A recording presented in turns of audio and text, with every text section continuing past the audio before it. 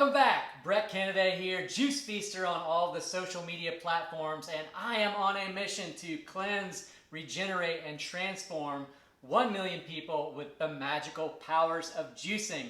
If you're new to my channel, I encourage you to hit the subscription button and click the notification bell so that you can be sure to receive the videos that I drop weekly on the tips, tricks, and technology of juicing so that you can take your health to the next level. Okay, in today's video, we're going to talk about juicing versus blending. What's the difference and which one is better? Okay, let's talk about blending to begin with. Blending and juicing are very different. These are two different kitchen appliances, and I look at these kitchen appliances as more than just home kitchen tools. They're actually investments in our health, but they do very different things for us. Whereas the blender actually takes fruits and vegetables and herbs and greens and blends them all together into a more liquid format, a more liquid state. It keeps all of the fiber in the liquid state. So everything is still contained in that beverage. The fiber is not separated from the juice. Whereas with a juicer, this is actually separating the fiber, the pulp, from the juice, from itself. So that way you are left with the juice that's a very easily absorbable, easily digestible liquid, okay? So which one is better? I mean, fiber is great for us, right? Absolutely correct. Fiber is amazing for us, and it's an amazing part of a healthy, balanced lifestyle. That said, there are some times where consuming juices and juices only are really beneficial. Think about your life. From the moment you were born, you have literally been force-fed every day, 3 to 5 times a day, up until the current day. Unless you've been a juice cleanser or a juice faster, or you've done a water fast, you've never given your digestive system a break. And so we're constantly shoving food in, and our systems never get a chance to cleanse, regenerate, and transform. That's where the juicer comes in. Separates out the fiber, leaving you with this nutrient-dense, concentrated liquid that allows us to absorb it easily, digest it easily, with very little metabolic stress, which allows us to clean out our digestive system, clean out the GI tract so that we can focus on healing.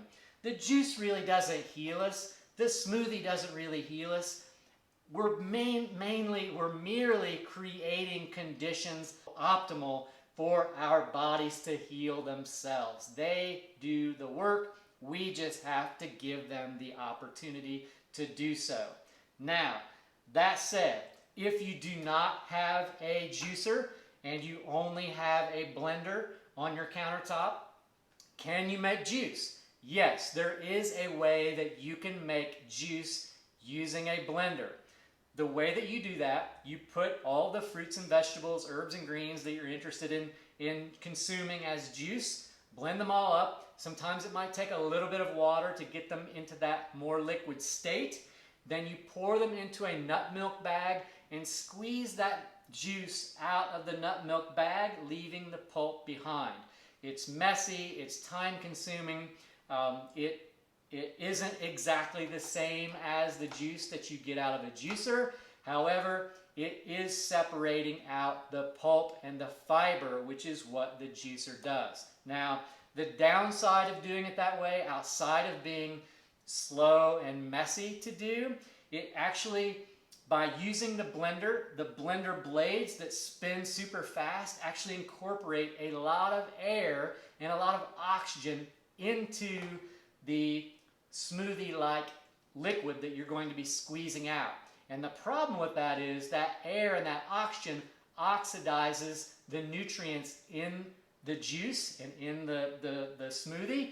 And so even though you're making juice, it's really necessary for you to consume that liquid very quickly after you make it.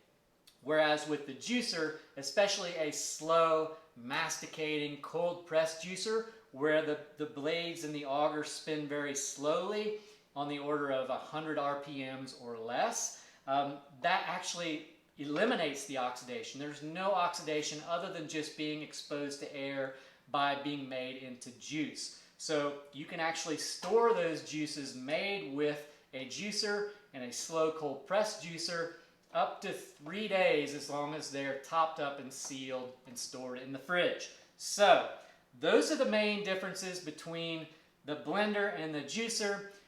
They both serve amazing roles for us in our health and healthy lifestyle choices and healthy intake, but they do very different things that allow us to focus on different goals. If you're interested in just adding in more fruits and vegetables into your diet, a blender is a great way to start. But if you're interested in going next level, which is what I like to do, and perhaps do a 3-day juice feast or a reset, a reboot, a juicer is the way to go. So if you're interested in doing a juice cleanse or a juice feast or solid food vacation, click the link in the description box. I have a copy of my free Juice Feasters protocol.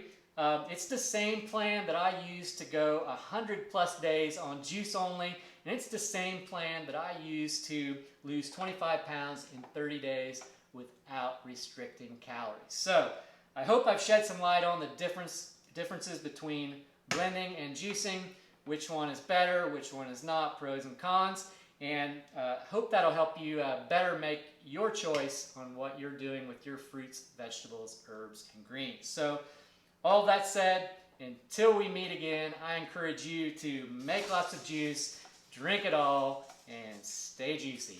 Cheers, my friends.